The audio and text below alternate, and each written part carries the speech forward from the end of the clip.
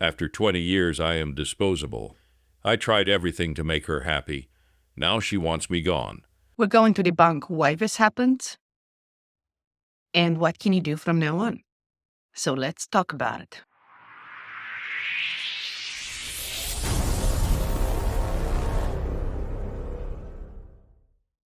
After my wife gave birth, she had postpartum depression. We tried everything: therapy, meds, meditation. Now she told me that it was all my fault because she was never happy with me. This is one of the common situations that we encounter at the Anti-Depression Institute. And I think it's very important to debunk first why this happens. Not that you can change the past and you can fix anything, but because I want you to be at peace with yourself here, that you have tried, but that doesn't mean that you have, number one, tried the right things or that it was fixable. Let's start from the beginning. About postpartum depression.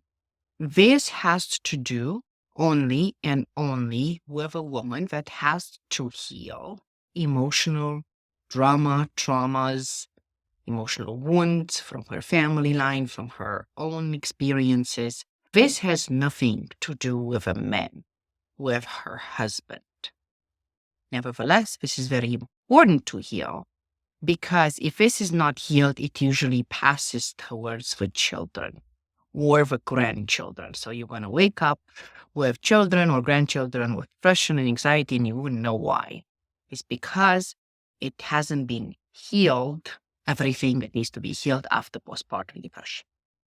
That being said, we have been brainwashed in the last 20 years, if you want to say it this way, that depression, anxiety, postpartum depression, they're not fixable conditions. Take meds, go to therapy, but never expect to be fixed because we didn't do the right things to fix it.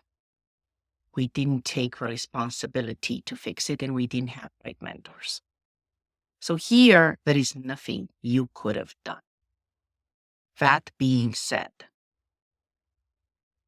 in the society we live today, we consider strong men to be aggressive and bad men and to be toxic men.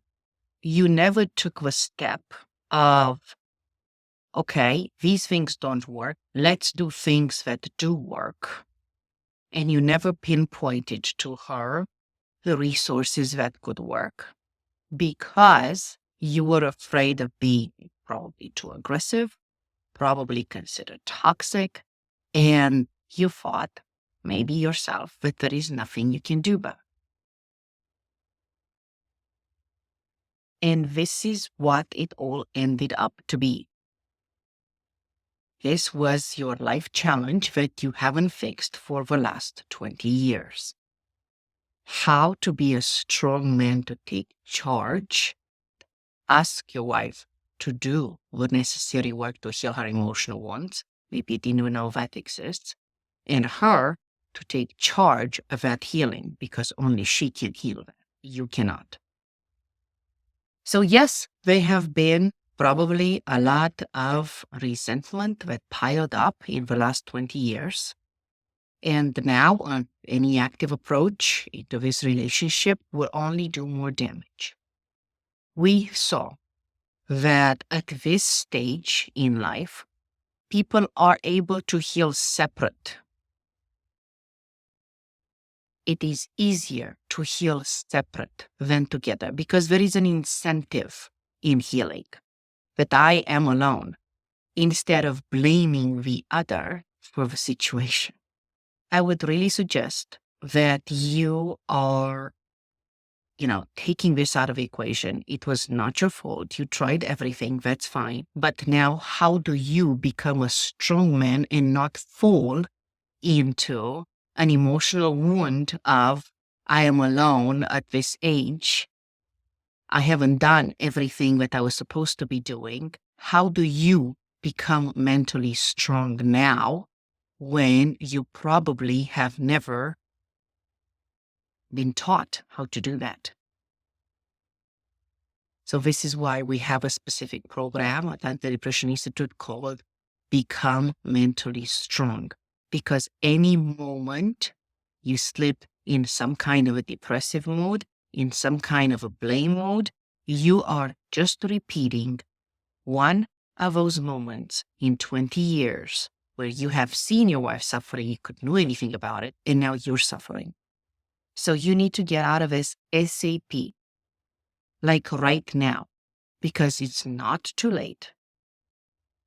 It's never too late to learn, grow, and expand, even if you have one more day to live. It's never too late. For any other challenges you might have, please reach us at is.org to get a free answer.